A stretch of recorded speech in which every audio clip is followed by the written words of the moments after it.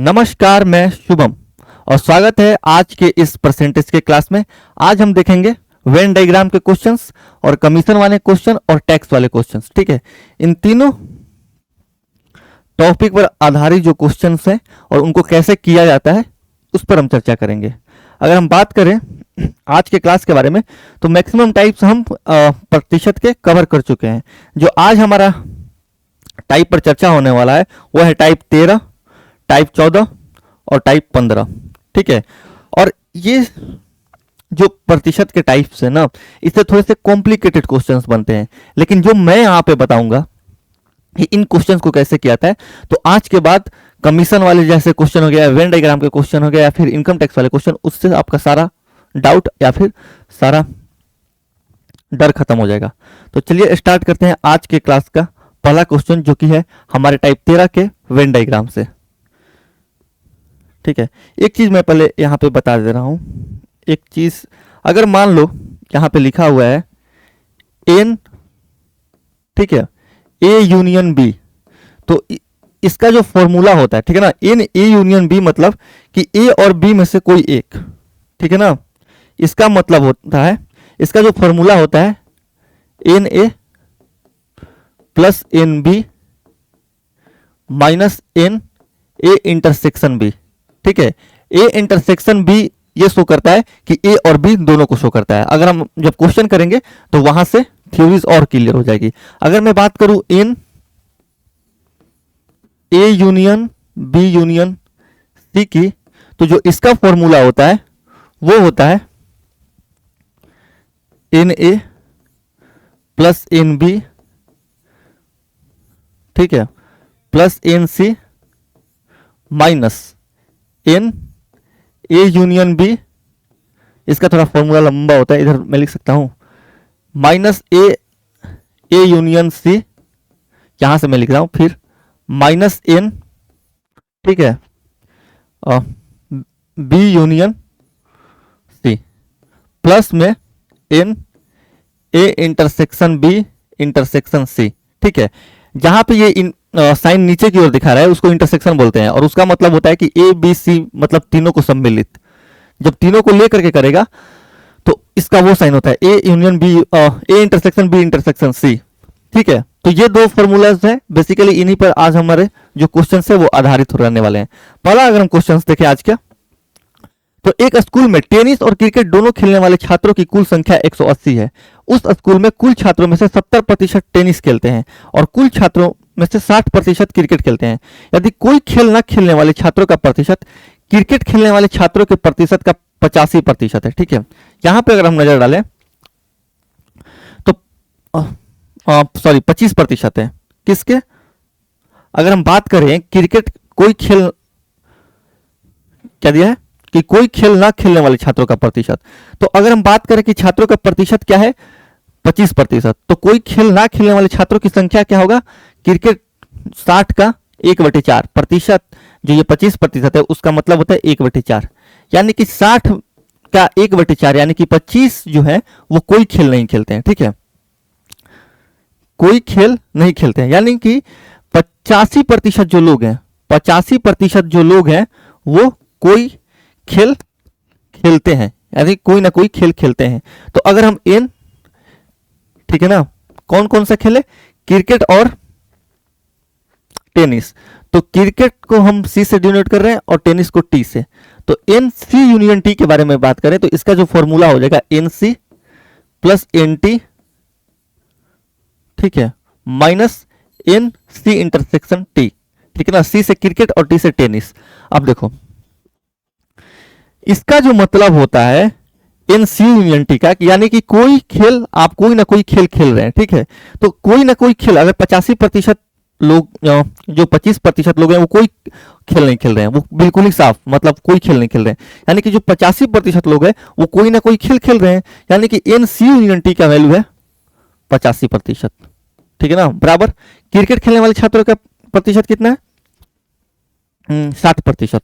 ठीक है, 60% plus tennis खेलने वालों का 70% माइनस ये जो है सी इंटरसेक्शन टी, ये दोनों खेल खेलने वालों को दर्शाता है।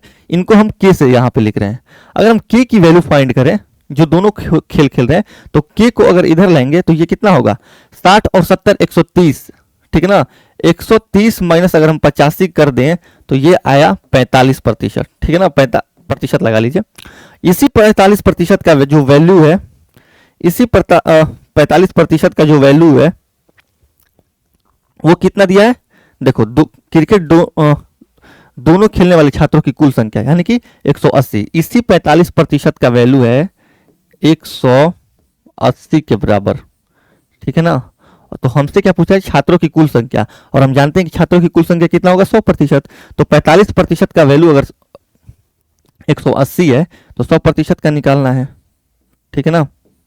ये इसको काटेगा 4 बार में, ठीक है, ये इसको काटेगा 4 बार में, या फिर ऐसे देख लो कि ये इसका 4 गुना है, तो ये भी इसका क्या होगा, 4 गुना, तो ये आएगा 400, जो कि है ऑप्शन सी, ठीक है। तो ये रहा पहले क्वेश्चन का सॉल्यूशन। चलते हैं नेक्स्ट क्वेश्चन पे। एक स्कूल में 40% छात्र गणित में उत्तीर्ण हुए, 50% छात्र अंग्रेजी में उत्तीर्ण हुए, और दोनों विषयों में उत्तीर्ण छात्रों की संख्या 140 है, ठीक है।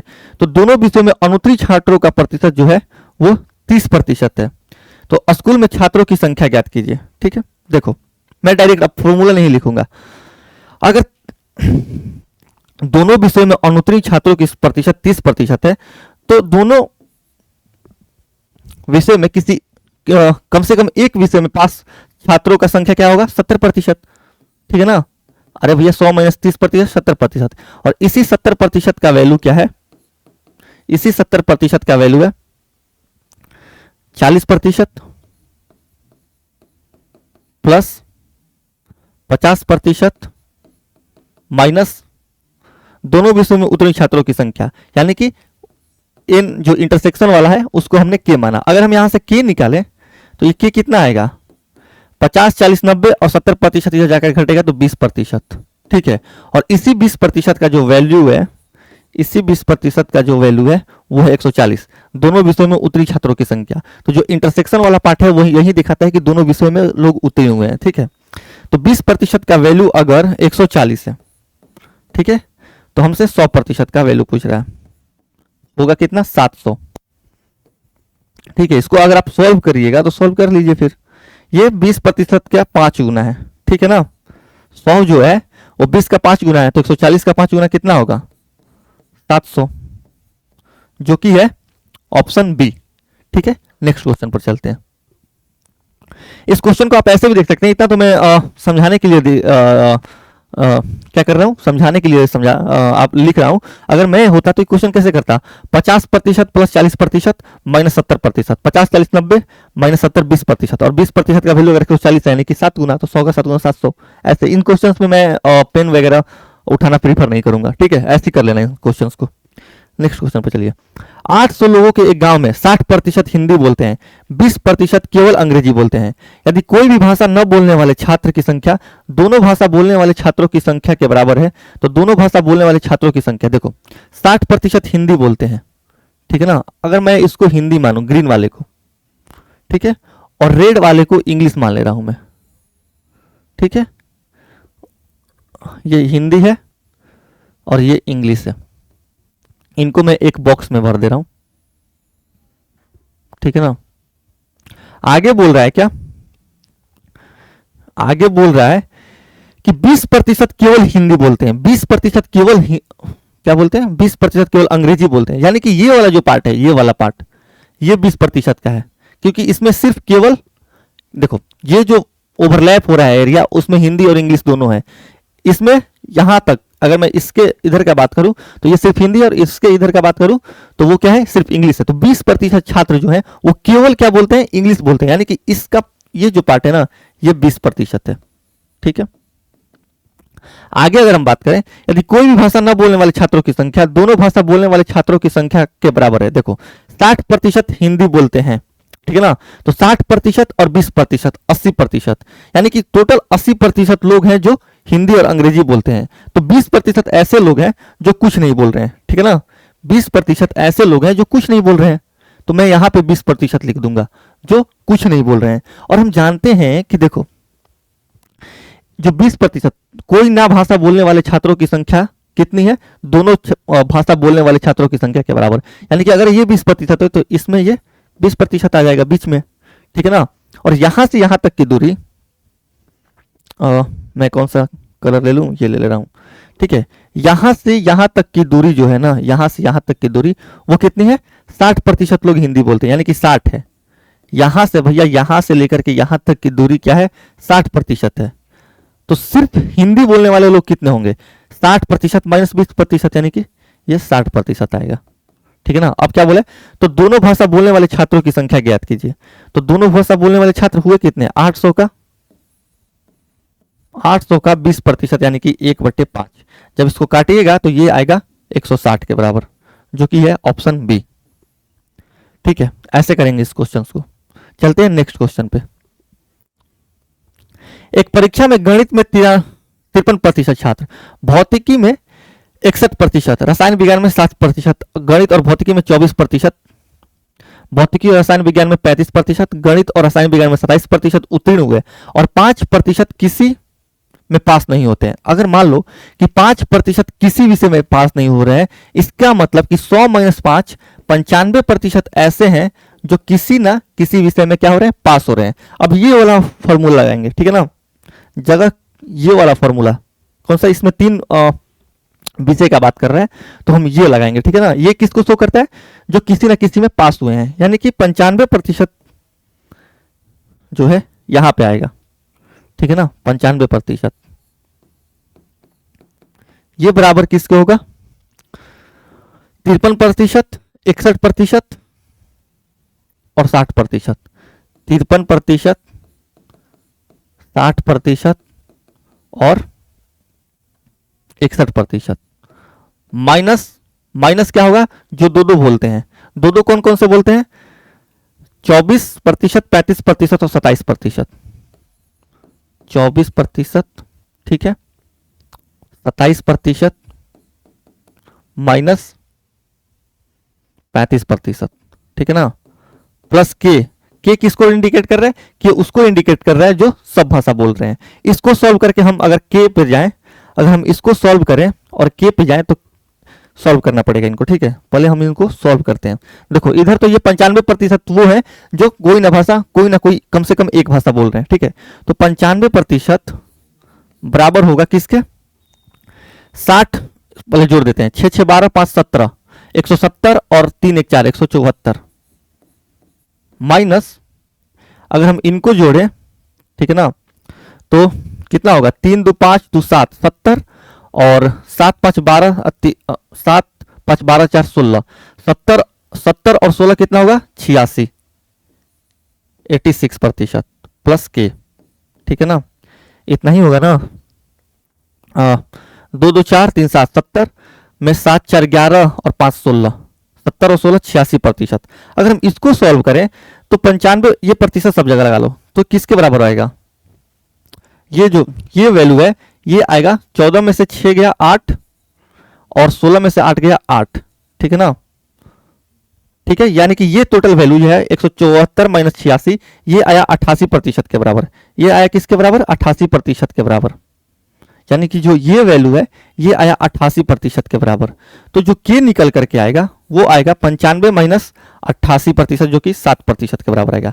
यानी कि तीनों विषय में उत्तीर्ण होने वाले जो छात्रों का प्रतिशत है वो कितना है, 7% है। अब हम क्या बोल रहे हैं, देखो तीनों विषय, तो हम तीनों विषयों का पहले बना ले रहे हैं। थोड़ा सा ये टाइम टेकिंग होता है वेन डायग्राम का क्वेश्चन, और ये प्रीवियस का क्वेश्चन नहीं है, हमने बस वेन डायग्राम पे आप लोगों की अच्छे से प्रैक्टिस हो जाए इसीलिए हमने इधर उधर से क्वेश्चन बना करके अपने एसएससी मैथ्स बुक में डाला है, ठीक है। तो थोड़ा सा एग्जाम का क्वेश्चन नहीं है, ठीक है।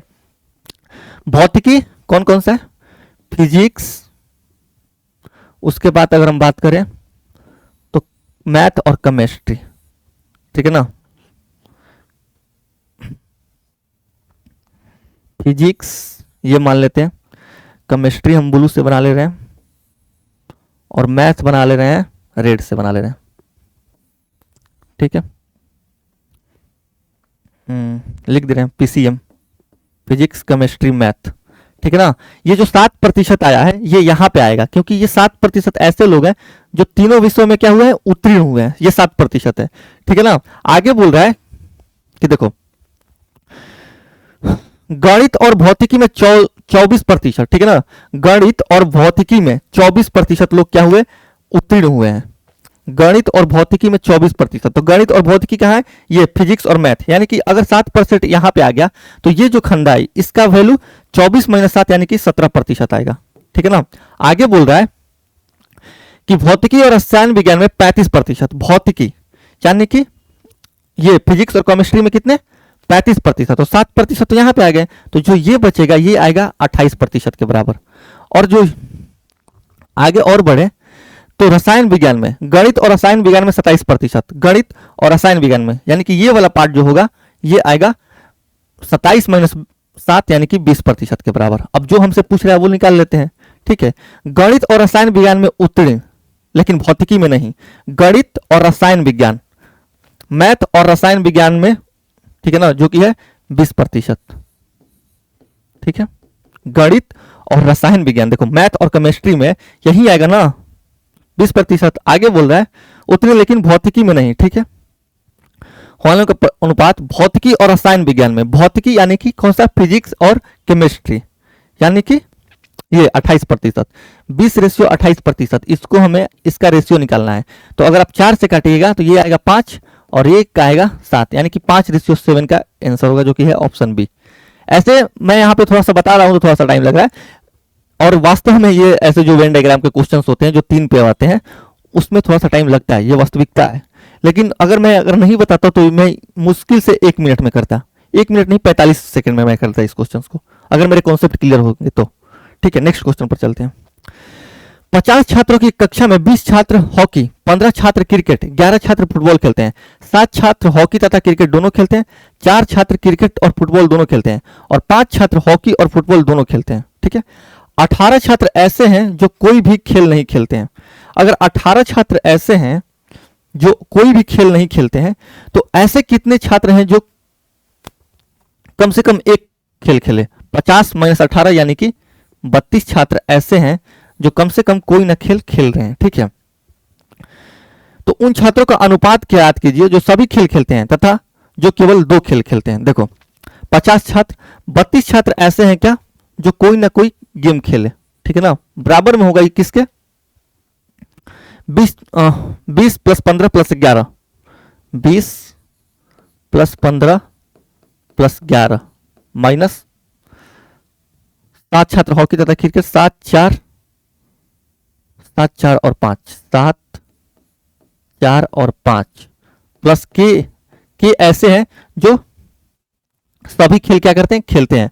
अगर हम यहां से इनको सॉल्व करें, सबके बाद में प्रतिशत मान लीजिएगा। ठीक है। अगर हम यहां से इनको सॉल्व करें तो ये कितना आएगा, ये 32, ठीक है ना, और 7 4 11 ये काट दीजिए, 20 15 35, 35 में से 5 गया 30, के निकल करके आएगा 30 माइनस इधर के निकल करके आया 2, यानी कि ये ऐसे लोग हैं 2% जो सभी गेम क्या करते हैं, खेलते हैं। ठीक है ना। तो अब बस बनाइए फिर से गोला। देखो कौन कौन सा, हॉकी क्रिकेट और फुटबॉल। ये हॉकी का हो गया ब्लू, ये क्रिकेट क्या हो गया और ये फुटबॉल का हो गया। फिर से मैंने एक ही रंग से कर दी, ये हो गया फुटबॉल का। ठीक है ना। ये हॉकी, ये क्रिकेट और ये फुटबॉल। और हम जानते हैं कि ये जो के 2% आया है ये कोई ना कोई गेम खेल रहे हैं, यानी कि के बीच में आएगा 2%। ठीक है। आगे अगर हम बात करें तो देखो 20 छात्र, एक कक्षा में 20 छात्र हॉकी 20 छात्र हॉकी, 15 छात्र क्रिकेट, 11 छात्र फुटबॉल खेलते हैं, 7 छात्र हॉकी तथा क्रिकेट दोनों खेलते हैं। 7 छात्र जो है हॉकी तथा क्रिकेट दोनों खेलते हैं। तो अगर 2% तो इसी में आ गया, तो बच्चा 7 - 2 यानी कि ये वाला पार्ट जो होगा वो 5% होगा, तभी तो 5 + 2 7 होगा। और 7% छात्र हॉकी तथा क्रिकेट दोनों खेलते हैं। आगे अगर हम बात करें तो 5 छात्र हॉकी और फुटबॉल दोनों खेलते हैं, 5 छात्र जो है हॉकी और दोनों फुटबॉल खेलते हैं। तो ये वाला जो पार्ट है ये आएगा 5 - 2% यानी कि 3%। और उसके पीछे क्या बोल रहे हैं कि 4 छात्र क्रिकेट और फुटबॉल दोनों खेलते हैं। क्रिकेट और फुटबॉल 4 छात्र यानी कि 2 छात्र तो इसमें आ गया, तो बचा सिर्फ 2%। आगे बोल रहा है ठीक है ना, उन छात्रों का अनुपात ज्ञात कीजिए जो सभी खेल खेलते हैं। तो सभी खेल कितने खेलते हैं? 2%, ठीक है ना, सभी खेल खेलते हैं 2%। तो अगर मैं इनकी बात करूं तो सभी खेल खेलने वालों का प्रतिशत कितना है? कहां पे मैं सॉल्व करूं? यहां पे मैं सॉल्व कर दे रहा हूं, ठीक है, 2% है, 2 रेशियो। आगे की अगर बात करें, जो सभी खेल खेलते हैं तथा जो केवल 2 खेल खेलते हैं, तो 2 केवल कौन कौन से खेल रहे हैं? 5 यहाँ, 3 यहाँ, 8 और ये यहाँ पे 2, 5 3 8 2 10, यानी कि 2:10। इनको अगर आप सिंप्लीफाई कीजिएगा तो ये आएगा 1:5, ठीक है, ऑप्शन सी। तो ये रहा वेन डायग्राम के क्वेश्चंस। थोड़े से अगर जो 3 वेरिएबल पे वेन डायग्राम के क्वेश्चंस होते हैं उसमें टाइम लगता है, लेकिन मैं यहाँ पे बता रहा हूँ तब इतना टाइम लग रहा है। अगर मैं इसको ऐसे करता अपने घर पे तो बहुत जल्दी कर लेता, ठीक है। ये आपको फॉर्मूला जो है ना, ये फॉर्मूला आपको याद होना चाहिए। मैं फिर से रिवाइजन कर दूं, एन ए यूनियन बी का मतलब होता है कि दोनों में से कोई एक खेल खेले। मान लो ए और बी 2 टाइप का खेल है, तो दोनों में से कोई अगर एक खेल खेले उसका मतलब होता है ए यूनियन बी, या तो ए या तो बी। इसको आप ऐसे भी लिख सकते हैं, इन ए यूनियन बी का मतलब है ए और बी, या तो ए या बी। उसके बाद n A plus n B, मतलब कि कोई एक, फिर जैसे कोई ए गेम खेल रहा है कोई बी गेम खेल रहा है, minus n A intersection B, यानी कि जो दोनों गेम खेल रहे हैं, ठीक है। ये फॉर्मूला कैसे बनता है ये सब मैं यहाँ पे दिखा सकता हूँ, लेकिन उसका कोई मतलब है नहीं कि कैसे फॉर्मूला बनता है, ठीक है। इसका अगर बात करें तो ए बी सी में से कोई एक गेम खेले उसको बोलते हैं A union B union C. उसके बाद n A plus n B plus n C minus n A union B, n A union C minus n B union C plus n A intersection B intersection C, ठीक है। तो ऐसे ये दोनों formulas आपको याद होना चाहिए। चलते हैं हम आगे क्वेश्चन पे, ठीक है। तो ये जो इसके बाद है, ये जो 3 क्वेश्चन है ये आपके लिए है, ये होमवर्क है, ठीक है। और प्लीज हमें लाइक सब्सक्राइब और शेयर करते रहिए ताकि हमारा भी मनोबल बढ़ते रहे। और अगला चैप्टर जो हमारा है, हम देख रहे हैं आपके कमेंट्स, कुछ लोग अलजेब्रा बोल रहे हैं, कुछ लोग प्रॉफिट और लॉस बोल रहे हैं, कुछ लोग बहुत सारे ऐसे लोग भी हैं जो नंबर सिस्टम भी बोल रहे हैं। आप एक बार फाइनल कर लीजिए कमेंट करके कि हम कौन सा चैप्टर स्टार्ट करें। जो भी जिस भी कमेंट में जिस भी चैप्टर का नाम ज्यादा होगा वो हम चैप्टर स्टार्ट कर देंगे, ठीक है। चलते हैं नेक्स्ट क्वेश्चन पे। कमीशन पर आधारित, यानी कि कमीशन पर आधारित जो क्वेश्चंस होते हैं, इनका इन क्वेश्चंस का सॉल्यूशन मैं ऐसे दूंगा, ऐसा सॉल्यूशन आपको कहीं देखने को नहीं मिलेगा, ठीक है। लोग कमीशन पर आधारित क्वेश्चन वाले में एक्स मानते रह जाते हैं, लेकिन आप मेरा सॉल्यूशन देखिएगा कमीशन वाले, और जितना मैं यहाँ पे कमीशन वाले क्वेश्चंस करा दूंगा उससे बाहर आपका कमीशन पर कभी कोई क्वेश्चन नहीं पूछता। चलिए स्टार्ट करते हैं। देखो, एक एजेंट को 10,000 रुपए तक की सभी बिक्री पर 5% कमीशन मिलता है और इससे अधिक की सभी बिक्री पर 4% कमीशन मिलता है। वो अपनी बिक्री से कमीशन काटने के बाद, ठीक है ना, बिक्री से कमीशन काटने के बाद 28,700 रुपए अपनी कंपनी को देता है। तो उसकी कुल बिक्री 28,000 कितना आता है? 700। देखो, 10,000 रुपए तक की सभी बिक्री पर 5% कमीशन मिलता है, ये मान लो, ठीक है ना। यहां पे आप मान लो 10,000, ठीक है। थोड़ा सा आप दिमाग लगाइएगा। 5% क्या इसको मिल रहा है? कमीशन मिल रहा है 10,000 तक के, यानी कि 10,000 से पीछे जितना ये बेच रहा है उस पर इसको 5% का कमीशन मिल रहा है। यानी कि अगर वो 10,000 रुपया कंपनी के कोई भी सामान लिया कंपनी का, ठीक है ना, और वो बेचा और 10,000 का वो सामान बेच दिया, तो 10,000 में से जो 5% का हिस्सा होगा ना, वो शॉपकीपर यानी कि जो बेच रहा है उसका होगा, ठीक है। आगे बोल रहा है इससे अधिक की सभी बिक्री पर वो 4% कमीशन मिलता है, ठीक है ना। इसके अधिक के सभी बिक्री पर, यानी कि 10,000 से ऊपर की बिक्री पर 4% का उसको कमीशन मिलता है, ठीक है। वो अपनी बिक्री से कमीशन काटने के बाद 18,700 रुपए कंपनी को लौटा देता है, ठीक है। कमीशन काट लिया, यहां से 5% काट लिया और यहां से 4% काट लिया, अपना रख लिया, और उसके बाद जो भी बचा 28,700 रुपया, 28,700 रुपया वो क्या किया? वो दे दिया किसको? कंपनी को दे दिया। अब इसको सॉल्व कीजिए। देखो, बहुत सारे लोग इसमें क्या करते हैं? एक्स मानते हैं, लेकिन थोड़ा सा आप दिमाग लगाइएगा, एक्स वेक्स कुछ नहीं मानना है। 10,000 के ऊपर के बिक्री पर ये 4% का कमीशन ले रहा है। अगर यहां पे भी, यहां पे देखो, यहां पर भी वो अगर 4% का ही कमीशन लेता, ठीक है ना, 4% प्लस 1% कितना होता है? 5%। तो वहां यहां पे भी अगर ये 4% का ही कमीशन लेता, तो जो ये 1% बच रहा है, 10,000 का 1%, वो एक्स्ट्रा उसको कंपनी को लौटाना पड़ता। अरे भैया 4% इधर ले रहा है और 4% ही इधर भी लेता 10,000 से पहले, तो 10,000 का 1%, ठीक है ना, 10,000 का 1% वो क्या करता? कंपनी को एक्स्ट्रा लौटाता। तो 10,000 का 1% कितना होगा, 2 जीरो से यहाँ 2 जीरो काट दीजिए, यानी कि 100 रुपया और वो क्या करता, कंपनी को लौटा देता। कब, जब 4% टोटल पे कमीशन लेता तब। यानी कि 100 रुपया अगर कंपनी को लौटा दे तो कंपनी को लौटाएगा कितना, इसमें 100 और ऐड कर दो, यानी कि 28,800 रुपया क्या करेगा, वो कंपनी को लौटा देगा। ठीक है ना, ये कंपनी को 28,800 रुपया लौटा रहा है। ये किस चीज का वैल्यू है, ये है 4% कमीशन काटने के बाद, यानी कि 4% कमीशन तो वो अपने पास रख लिया, 96% वो लौटा दिया। तो अगर 96% का वैल्यू 28,800 है, ठीक है, तो 100%, यही तो हमसे पूछ रहा है, बस इसको सॉल्व करना है। अगर आप इसको सॉल्व कीजिएगा तो 12 से काटिए, इसको अगर काटिएगा तो 12 दूनी 24, बरचौक 48, 2 जीरो, 12 8 96, 8 से अगर आप काटिएगा तो ये आया 300, 300 पे और 2 जीरो, प्रतिशत तो यहां से कट जाएगा, 300 पे 2 जीरो यानी कि 30,000, जो कि है ऑप्शन ए। ऐसे करेंगे।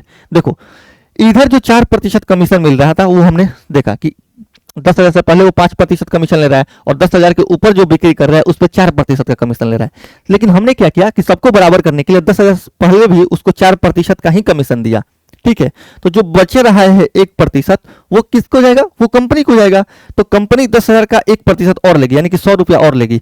पहले ले रही थी 28,700, अब लेगी 100 रुपया बढ़ा के, यानी कि 28,800। और इसी 28,800 का वैल्यू है 4% कमीशन काटने के बाद, यानी कि 96% का वैल्यू। तो 96% का वैल्यू अगर 28,800 है तो 100% का वैल्यू 30,000।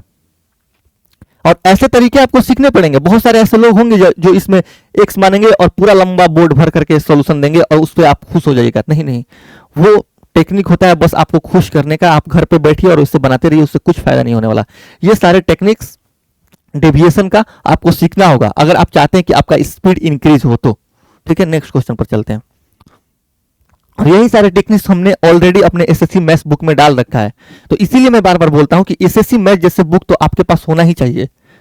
ठीक है, चलते हैं नेक्स्ट क्वेश्चन पर। और प्लीज हमें कमेंट्स में बताएं कि कौन सा चैप्टर हम स्टार्ट करें। जिस भी चैप्टर का नाम सबसे ज्यादा होगा वो हम, इसके बाद एक मिसलेनियस क्वेश्चन का एक और आएगा परसेंटेज पर क्लास, उसके बाद हम नेक्स्ट चैप्टर लेंगे। और नेक्स्ट चैप्टर में आप प्लीज बताइए कि हम कौन सा चैप्टर लें। ठीक है, देखो एक सेल्समैन को 15,000 रुपए तक की बिक्री पर 12% का कमीशन और 15,000 रुपए से अधिक की बिक्री पर 1% का अतिरिक्त बोनस दिया जाता है। ठीक है ना, यदि उसकी कुल कमाई 7650 रुपए है तो उसके द्वारा की गई कुल बिक्री, देखो यहां पे 7650 रुपया क्या है, शॉपकीपर यानी कि सेल्समैन की टोटल कमाई है। और पिछले वाले क्वेश्चन में ये जो 28,700 था वो कंपनी को लौटा रहा था अपना कुल कमाई रखने के बाद। यहां पे जो है कुल कमाई अपना रख लिया और 28,700 लौटा रहा था उस कंपनी को। लेकिन इस क्वेश्चन में थोड़ा सा ट्विस्ट क्या है कि वो 7650 रुपया अपने पास रख रहा है। ठीक है, देखो इसको भी हम डेविएशन से करेंगे। 15,000 रुपए की बिक्री पर यह है कितना, 15,000। ठीक है ना, 15,000 रुपए की बिक्री पर 12% का कमीशन मिलता है, यानी कि इधर 12% का कमीशन मिलता है। और 15,000 रुपए से अधिक की बिक्री पर 1% का अतिरिक्त कमीशन मिलता है, यानी कि 12% तो मिलता ही है प्लस 1% और मिलता है। ठीक है, यदि उसकी कुल कमाई 7650 रुपए है, ठीक है ना, अगर मान लो थोड़ा सा भी यहां पे दिमाग लगाओ कि अगर यहां पे भी उसको 1% और एक्स्ट्रा मिल जाता, ठीक है, 1% उसको और एक्स्ट्रा मिल जाता तो इधर भी उसको 13% मिलता। ठीक है, उसको मिल कितना रहा है, 7650 रुपया, और 1% और एक्स्ट्रा मिल जाता, 15,000 का 1% और एक्स्ट्रा मिल जाता। तो 1% क्या होता है, 2 अंक बाद दशमलव, यानी कि 150 रुपया और उसको अगर एक्स्ट्रा मिल जाता तो इसकी टोटल कमाई कितनी हो जाती, 7650 प्लस 7800 रुपया हो जाता टोटल कमाई। अरे भैया इधर 13% ले रहा है, 12% प्लस 1 यानी कि 13% ले रहा है, और इधर 12% ही अपना क्या ले रहा है, कमीशन काट रहा है। तो हम क्या किए कि उसको 1% और क्या किए, एक्स्ट्रा कमीशन दे दिए। तो 1% अगर एक्स्ट्रा वो कमाएगा तो 150 रुपया और कमा लेगा, यानी कि उसका टोटल अर्निंग हो जाएगा 7650 प्लस 150, 7800 के बराबर। और इसी 7800 का मान क्या है, इसी 7800 का मान है कितना, 13% के बराबर। तो 100% का मान कितना होगा, ये होता है 13 छक 78। ठीक है ना, प्रतिशत यहां काट दीजिए 13 छक 78, 600, 600 पे 2 जीरो, यानी कि ये वाला ऑप्शन 60,000। तो ऐसे करेंगे क्वेश्चंस। और मेरा बिलीव कीजिए कि अगर आप ये टेक्निक सीख लें डेविएशन लगाने का, तो कमीशन जो कि अपने आप में एक कॉम्प्लिकेटेड टॉपिक माना जाता है प्रतिशत में, इसमें भी आप बिना पेन उठाए इसको कैलकुलेट कर सकते हैं। ऐसे क्वेश्चंस मैं अगर होता तो पेन उठाता ही नहीं हूं, ठीक है। और ये one of the complicated topic माना जाता है कमीशन वाला प्रतिशत में। और लोग इसमें क्या करते हैं, एक्स मानते हैं, पता नहीं क्या क्या एक्स मानते हैं, फिर वाई मानते हैं, दो वेरिएबल बनाते हैं, दो इक्वेशन बनाते हैं, वहां से सॉल्व करते हैं। और पूरा अगर उनका सॉल्यूशन यहां तक नहीं होता, पूरा उनको एक पेज और लेना होता। लेकिन अगर आप थोड़ा सा दिमाग लगाइएगा तो ऐसे भी हमने क्या किया कि इधर 13% ले रहा है, तो इधर भी हमने 13% उसको कमीशन दिया, यानी कि 1% और एक्स्ट्रा उसको कमीशन देना पड़ा। तो 1% कितना होगा, 150, यानी कि 150 रुपये उसको और एक्स्ट्रा देना पड़ेगा। पहले 7650 ले रहा था, अब 150 ले रहा है, यानी कि 7800 रुपये ले रहा है, ठीक है ना। तो 13% का वैल्यू अगर 7800 है तो 100% 60,000। चलते हैं नेक्स्ट क्वेश्चन पे। नेक्स्ट क्वेश्चन पे ये वाला क्वेश्चन देखो, एक कंपनी कुल बिक्री पर 7% कमीशन देती है। यदि सेल्समैन को 3,000 रुपए के निश्चित वेतन पर नियुक्त किया जाता है और 10,000 रुपए से अधिक की बिक्री पर 4% कमीशन दिया जाता है, तो सेल्समैन को 800 रुपए अधिक मिलते हैं। तो सेल्समैन द्वारा की गई कुल बिक्री ज्ञात कीजिए। देखिए, जो भी मैं यहाँ पे सोल्यूशन देता हूं, आप मेरा विश्वास कीजिए कि मेरे से शॉर्ट सोल्यूशन कोई दे ही नहीं सकता है। और ऐसा नहीं कि मैं अपने आप पे घमंड कर रहा हूं या फिर कुछ भी कर रहा हूं, ये वास्तविकता है।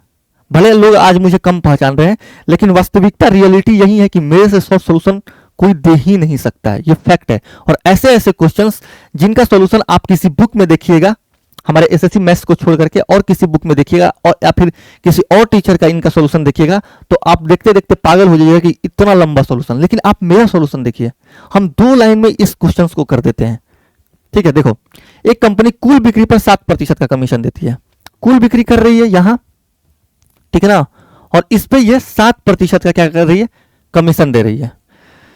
यदि सेल्समैन को 3,000 रुपए के निश्चित वेतन पर नियुक्त किया जाता है और 10,000 रुपए से अधिक की बिक्री पर 4% का कमीशन दिया जाता है। देखो, बोल रहा है कि सेल्समैन को 10,000 रुपए से अधिक की बिक्री पर, देखो 10,000 तक अगर वो सेल कर रहा है ना, 10,000 तक वो सेल कर रहा है, तो उसको 3,000 रुपए दिया जा रहा है। 3,000 रुपए ये इसका बंधा हुआ है, ठीक है ना। लेकिन 10,000 रुपए से अधिक की बिक्री पर 4% कमीशन दिया जाता है, ठीक है। क्या कर रहा है, 4% उसको कमीशन मिल रहा है, ठीक है, ये बोल रहा है।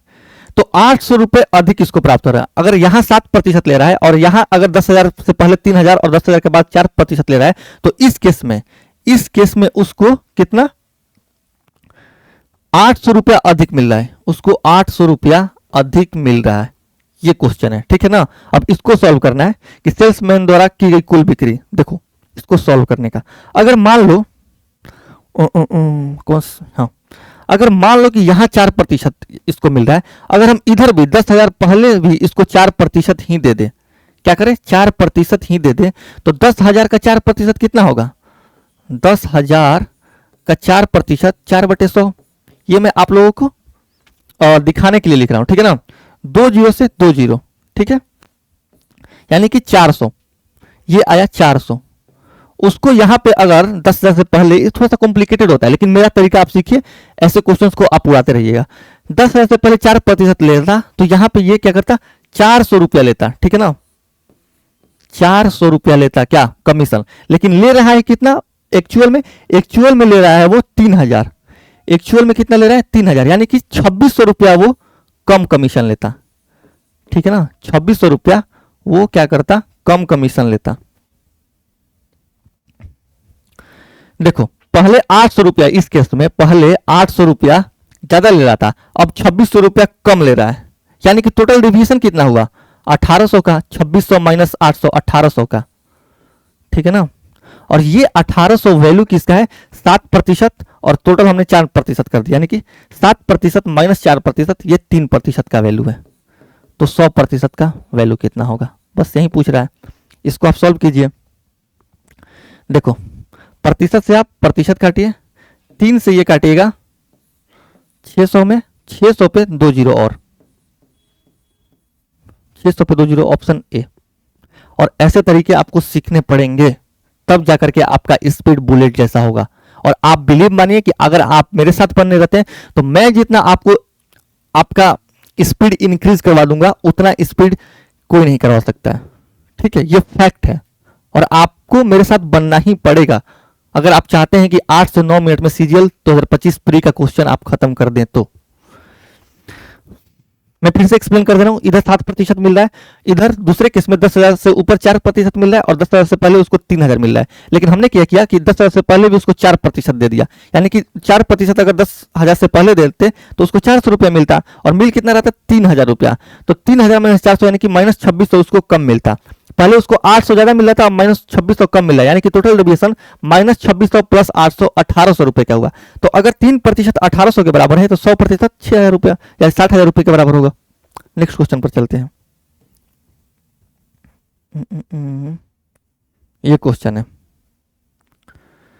ठीक है ना। एक कंपनी कुल बिक्री पर 13% कमीशन की अनुमति देती है, लेकिन अगर सेल्समैन को 4700 रुपए के निश्चित वेतन पर नियुक्त किया जाता है तो 12,000 रुपए से अधिक की बिक्री पर और 7% कमीशन दिया जाता है। तो सेल्समैन को 620 रुपए अधिक मिलते हैं। तो सेल्समैन द्वारा की गई, देखो जैसा पिछला क्वेश्चन था वैसा ही क्वेश्चन ये भी है, ये आप लोगों के लिए होमवर्क है, ठीक है।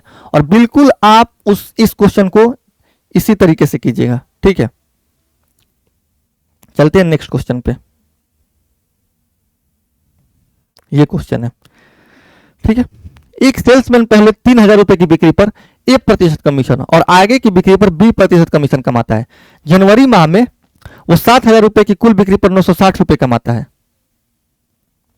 ठीक है ना। और फरवरी के दौरान 8,000 रुपए की कुल बिक्री पर 1,110 रुपए कमाता है। तो ए और बी का मान ज्ञात कीजिए। देखो क्वेश्चन बोल रहा है कि सेल्समैन पहले 3,000 रुपए की बिक्री पर 1% की कमीशन, पहले 3,000 रुपए की बिक्री पर, ये अगर हम 3,000 माने तो यहां पे ये 1% कमा रहा है और 3,000 के ऊपर जितना बिक्री हुआ इसको हमें ऐसे बना ले रहा हूं। देखो पहले 3,000 की बिक्री पर ये 3,000 है, ठीक है ना, वो 1% का कमीशन कमा रहा है और 3,000 के ऊपर की बिक्री पर वो 20% का क्या कर रहा है, कमीशन कमा रहा है। तो आगे की बिक्री पर 20% कमीशन। जनवरी के महीने में 7,000 रुपए की कुल बिक्री हुई, तो 3,000 अगर यहां बिक्री हो गई जनवरी के महीने में तो बचा कितना, 7,000 करने के लिए इसको 4,000 लेना पड़ेगा, यानी कि 4,000 पे वो 20% का क्या कर रहा है, कमीशन कमा रहा है। अगर हम आगे चले नेक्स्ट पार्ट पे तो यहां भी वो 3,000 पे, ठीक है ना, यहां भी वो 3,000 पे तो 1% कमाएगा ही, 3,000 पे 1% तो कमाएगा ही, लेकिन टोटल बिक्री कितने कर रहा है, 8,000 पे, 8,000 रुपए का कर रहा है, ठीक है ना।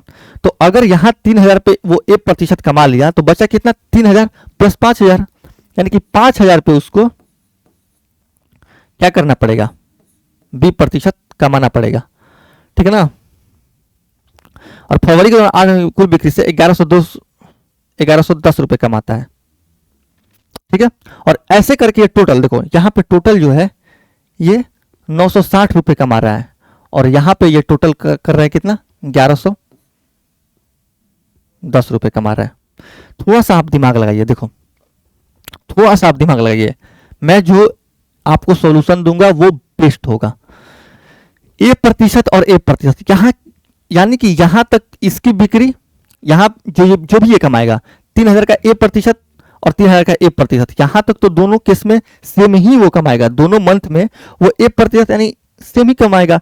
जो डिफरेंस पैदा हो रहा है वो कहां हो रहा है, यहां पे पैदा हो रहा है, यानी कि यहां पे 4,000 का 20% कमा रहा है और यहां पे 5,000 का 20% कमा रहा है। इसी की वजह से यहां पे 960 रुपए कमा पा रहा है और यहां पे 1,110 रुपए कमा रहा है। अरे भैया 3,000 का 1% दोनों केस में तो समान ही कमा रहा है, दोनों केस में तो समान ही कमाएगा। जो डिफरेंस पैदा हो रहा है यहाँ पे 960 का और यहाँ पे 1,110 रुपए का, वो किस चीज पे पैदा हो रहा है, इस पे कि यहाँ पे 4,000 का 20% कमा ले रहा है और यहाँ पे 5,000 का 20% कमा ले रहा है। अगर हम यहाँ पे इनको देखें, इनको सॉल्व करें तो इनका डिफरेंस कितना आएगा, इनका डिफरेंस आएगा 960, 11 में से 6 गया 5, 10, 250 का, ठीक है ना। हाँ अरे भैया कितना, 40 जोड़ेंगे तो 1,000 होगा और कितना जोड़ देंगे इसमें तो 110 और जोड़ दो, यानी कि 1,110, यानी कि 160 रुपये, सॉरी। देखो ये जो डिफरेंस है ये कितने का होगा? ये जो डिफरेंस है, ये जो डिफरेंस है, सॉरी यहां पे 1110 माइनस 960 कितना होगा? 40 में जोड़ेंगे, इसमें अगर 40 जोड़ेंगे तो 1000 होगा, 100 जोड़ दो और 140 और 10 150, यानी कि 150 का ये डिफरेंस आ रहा है। और यहां पे अगर हम डिफरेंस देखें तो 5000 का 20%, यानी कि प्रतिशत तो ये 2 जीरो को काट देगा, 50 भी माइनस ये भी प्रतिशत 2 जीरो काट देगा, 40 भी बराबर 150। डिफरेंस को हमने बराबर कर दिया, यानी कि 10 बी बराबर 150। तो बी कितना आया? बी आया 15, एक जीरो से, यानी कि बी बराबर आया 15%। बी बराबर 15% ना इसमें है और ना ही इसमें, दो ऑप्शन खत्म हो गए। देखो, यानी कि 15% ये यहां से कमा ले रहा है। अगर हम 4000 का 15% निकाले, 4000 का 15% निकाले तो कितना होगा? 600 रुपये। अरे भैया 4000, ठीक है ना, का 15% निकालेंगे हम तो 15/100 करेंगे, 2 जीरो से 2 जीरो कैंसिल, 15 चौके 60 पे 1 जीरो, यानी कि 600 रुपये वो यहां कमा ले रहा है। बचा कितना? ये बचा 360 रुपया। 360 रुपया ये इधर कमा रहा है, ठीक है ना। अब 360 3000 का कितना प्रतिशत है? 360 जो है वो 3000 का कितना प्रतिशत है, यही तो पूछ रहा है।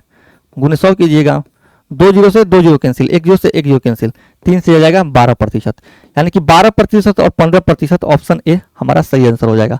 और मैं जो बोल रहा हूं ना, आप प्लीज एक काम कीजिएगा, ये सारे क्वेश्चंस उठा करके आप गूगल पर सर्च कीजिएगा या फिर कहीं पर सर्च कीजिएगा, फिर आपको पता चलेगा कि इनका सॉल्यूशन कितना हार्ड होता है, ठीक है। इसीलिए आपको ये सॉल्यूशन, ये तरीके आपको सीखने पड़ेंगे। और ये प्रीवियस क्वेश्चन नहीं है, हमने अपने एसएससी मैथ्स में आप लोगों के प्रैक्टिस के लिए इधर उधर से कमीशन के क्वेश्चन बना करके उसमें डाला है कि आप लोग हर एक टाइप के क्वेश्चन का प्रैक्टिस कर लें, ठीक है। ये प्रीवियस क्वेश्चन नहीं है, तो हम ऐसे करेंगे इस क्वेश्चन को। तो ऐसे तरीके और बेहतर अप्रोच जानने के लिए प्लीज सब्सक्राइब और हमारे चैनल को शेयर करते रहें ताकि हमारा भी मोटिवेशन बना रहे। अब चलते हैं हमारा नेक्स्ट टाइप। ये देखो 323 जो क्वेश्चन है ये आप लोगों के लिए होमवर्क, आप खुद से कर लेना। नेक्स्ट क्वेश्चन पर चलते हैं। अब इनकम पर आधारित, यानी कि आयकर पर आधारित। देखो इससे रिलेटेड एक हम थ्योरी अगर हम बात करें, चलो क्वेश्चन में ही समझ लेंगे।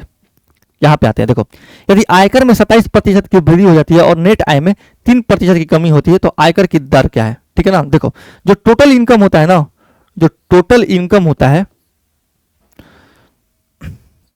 जो नेट इनकम होता है, जो नेट इनकम होता है वो होता है total income minus income tax, ठीक है। आपने कितना कमाया, ठीक है, और उस पर कितना टैक्स दे दिया, ठीक है। जैसे आपने 100 रुपए कमाया और उस पर 10% का टैक्स दे दिया, तो 100 रुपए पर अगर आप 10% का टैक्स दीजिएगा, यानी कि 10 रुपए का टैक्स दीजिएगा, बचे कितना? बचा सिर्फ 90 रुपया। वही 90 रुपया क्या होगा? आपका नेट इनकम होगा। अब इस क्वेश्चन को सॉल्व करते हैं। यदि आयकर में 27% की वृद्धि की जाती है और नेट आय में 3% की, ठीक है ना। आयकर यानी कि इनकम टैक्स, टैक्स में आप कर रहे हैं 27% की वृद्धि, और आगे बोल रहा है कि नेट आय में यानी कि नेट इनकम में आप 3% की कमी कर रहे हैं, और इसको सॉल्व करना है। ये 3 से 9 बार में जाएगा, यानी कि टैक्स बटे नेट इनकम जो आपका निकल करके आएगा वो आएगा 1/9, ठीक है ना। और आपसे आयकर की दर हमेशा टोटल इनकम पे निकलता है, और यहां से हम जानते हैं कि जो टोटल इनकम है, ठीक है, जो टोटल इनकम है वो क्या होगा? नेट इनकम प्लस टैक्स, यानी कि 9 + 1 आप जब कीजिएगा तो ये आएगा 10, यानी कि टोटल इनकम आपका 10 है और इस पे 1 यूनिट का क्या लग रहा है? टैक्स लग रहा है। तो प्रतिशत टैक्स कितना हुआ? 1/10 यानी कि 10%। इसको आप काटिएगा तो ये 10 बार में जाएगा, 10% जो कि है ऑप्शन डी।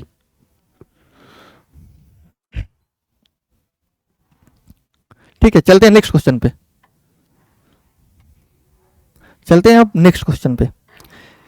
आयकर की दर बढ़ जाती है, परिणाम स्वरूप किसी व्यक्ति की कर देयता 12% बढ़ जाती है, जबकि उसकी नेट आय 3%।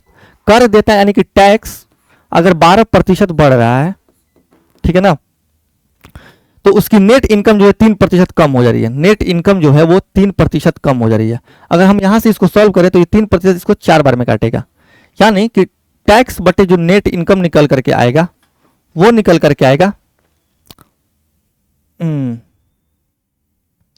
1/4, ठीक है ना। तो अगर हम बात करें टोटल इनकम की, तो वो टोटल इनकम कितना होगा, 4 + 1 यानी कि 5 यूनिट। और 5 पर अगर 1 यूनिट का टैक्स लग रहा है, यानी कि 20% का टैक्स लग रहा है। क्या हो रहा है, 20% का टैक्स लग रहा है। लेकिन हमसे क्या पूछ रहा है कि कर देता अगर 12% बढ़ जाती है तो अगर हम 20% में 12% बढ़ा दें, यानी कि 20% को 112% करें, तो जब हम 20% का 112% करेंगे, 20% का 112% करेंगे तो कितना होगा, 112/100 होगा। ये प्रतिशत हटा दीजिए। अब देखो इसको सॉल्व करना है, 20 से इसको काटिए 5 बार में, और किसी भी संख्या को अगर 5 से डिवाइड करना है तो आप क्या कीजिए, संख्या को डबल कर दीजिए, यानी कि 112 का डबल 224 और एक अंक बाद दशमलव, यानी कि 22.4% का वो लगेगा, नया जो दर है वो 22.4 आएगा। तो ये रहा इसका सोल्यूशन। चलते हैं नेक्स्ट क्वेश्चन पर, और प्लीज हमारे चैनल को आप कम सब्सक्राइब कर लीजिए। ये जितना कंटेंट है सब आपको फ्री में, और आपको पता ही नहीं है कि कितना प्रीमियम कंटेंट है जो मैं यहाँ पे पढ़ा रहा हूँ, कितना प्रीमियम है। आपको शायद इस बात की अंदाजा नहीं, आपको लग रहा होगा कि अगर YouTube पे ये फ्री है तो ये ऐसी है, लेकिन जो मैं यहाँ पे बता रहा हूँ, अगर इनका सोल्यूशन आप कहीं और देखिएगा और फिर आकर के यहाँ देखिएगा, तब आपको पता चलेगा कि ये कितना प्रीमियम कंटेंट है। तो प्लीज इस मेहनत को कैसे आप वो कर सकते हैं, आप हमारे चैनल को सब्सक्राइब करके हमारे से कनेक्टेड रहिए। हमारे इंटरेक्शन तो होगा नहीं, तो आप हमसे अगर चैनल को हमारे सब्सक्राइब करते हैं, या फिर कमेंट में कोई भी आप अगर सुझाव देते हैं तो हम उस सुझाव पर भी अमल करेंगे। देखो, किसी व्यक्ति की आय में 2000 की वृद्धि हुई है, कर का दर 14% से घटकर 12% हो गई है। यदि दोनों मामले में, ठीक है ना, देखो जो इस टाइप के क्वेश्चन में बोल रहा है वो करो। 2000 रुपए की वृद्धि हुई है, यानी कि अगर पहले आय 100 रुपए था तो अब बढ़ करके x + 2000 रुपया हो गया। ठीक है, आगे बोल रहा है कि कर की दर 14% से घटकर 12% हो गई, यानी कि पहले अगर 14% का वो लगता था तो अब 12% का ही लग रहा है। ठीक है ना, फिर आगे बोल रहा है कि यदि पहली और दूसरी स्थिति में आय का 20% और 30% कर मुक्त है, अगर 20% और 30% मुक्त है तो टैक्स लगेगा कितने पे, 80% पे। पहले में 80% पे लगेगा और दूसरे में 100 - 30 यानी कि 70% पे, यानी कि 20%। 100 में अगर आप 20 रुपया जो है ना उस पर टैक्स नहीं लग रहा है, यानी कि सिर्फ 80 रुपये पे टैक्स लग रहा है, यानी 1 × 14% गुने आप यहाँ पे 80 कीजिएगा। ठीक है, और इधर आप कीजिएगा कितना, 70, और इसको आपको अब सॉल्व करना है। ठीक है ना, इसको अगर आप सॉल्व कीजिए तो क्या कीजिए, 0 से आप पहले ये 0 काट दीजिए, 7 से ये काटिए, 7 दूनी 14, और 2 से ये काटिए 6 बार में। ठीक है ना, ये x निकल करके कितना आया, कुछ और तो नहीं कट रहा है ना, हाँ इधर 8 बचा है, यानी कि 8x बराबर 6x + 12,000। ठीक है, यानी कि 2x जो निकल करके आया, 2x निकल करके आया 12,000, तो x निकल करके आया कितना, 6,000 रुपया। ठीक है ना, x निकल करके आया 6,000 रुपया। क्या पूछा है, उसकी वर्तमान आय, वर्तमान आय क्या होगा, 6,000 में 2,000 रुपए की वृद्धि करनी पड़ेगी, 6,000 + 2,000, ऑप्शन बी इसका आंसर होगा। ठीक है, ऐसे इस क्वेश्चन को करते हैं। जितना टैक्स कर मुक्त है, जितना आय आपका कर मुक्त है उस पर टैक्स नहीं लगेगा, यानी कि 100 रुपए अगर आप कमा रहे हैं तो उसमें 20 रुपए पे टैक्स नहीं लगेगा, लगेगा सिर्फ 80 रुपए पे। वही हमने यहाँ पे 80% लिखा है। नेक्स्ट क्वेश्चन पर चलते हैं।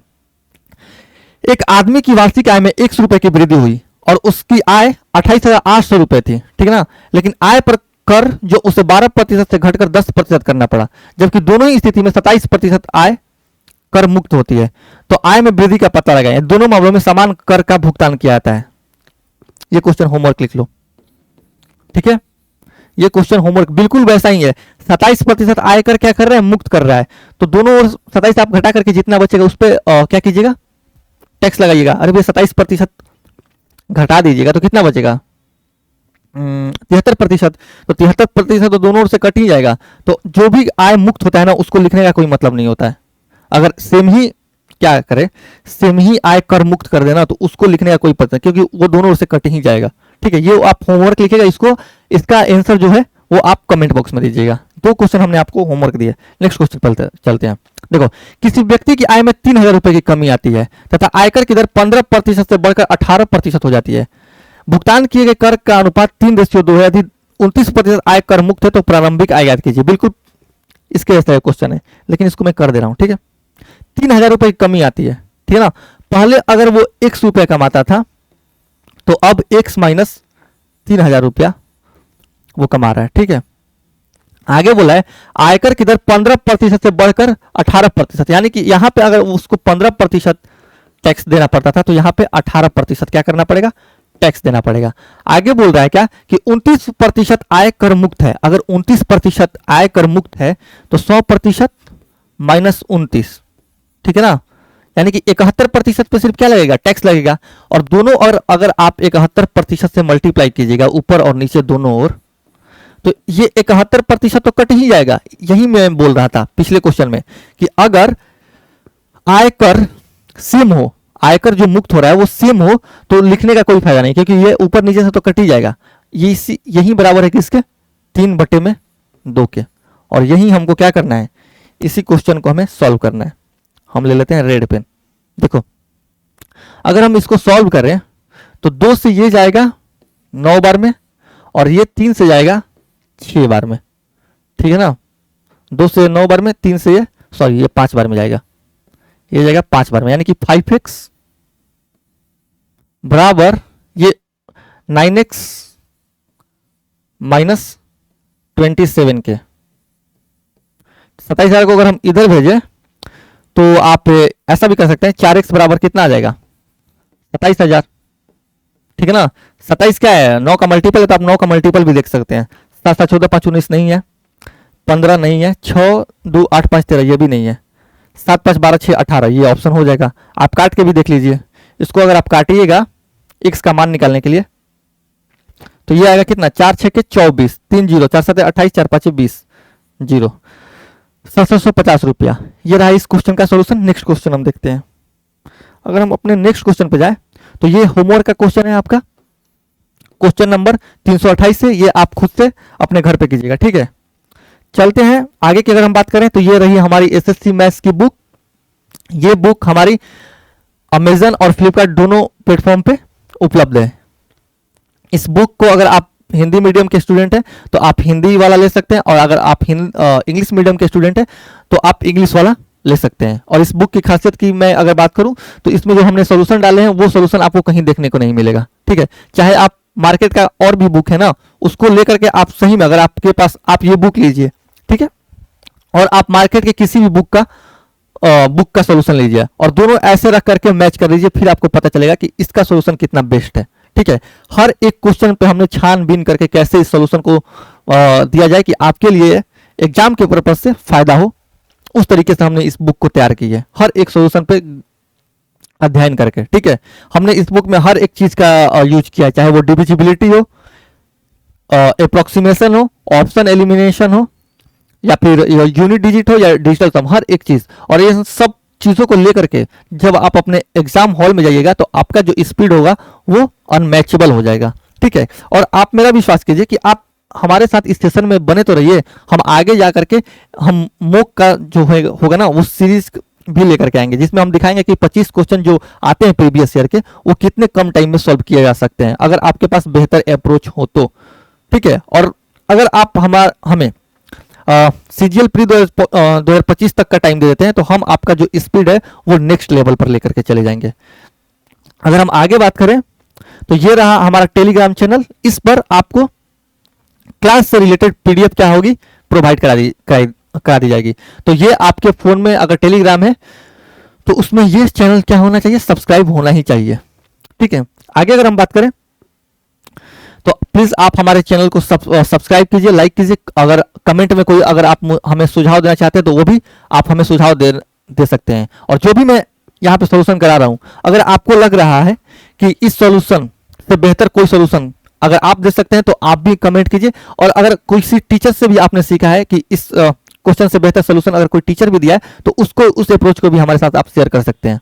लेकिन बहुत कम ही ऐसा है कि इससे बेहतर अप्रोच आपको कहीं देखने को मिलेगा, ठीक है। तो प्लीज हमें लाइक कीजिए, कमेंट में बताइए कि हम नेक्स्ट चैप्टर कौन सा लें। धन्यवाद, मिलते हैं नेक्स्ट क्लास में।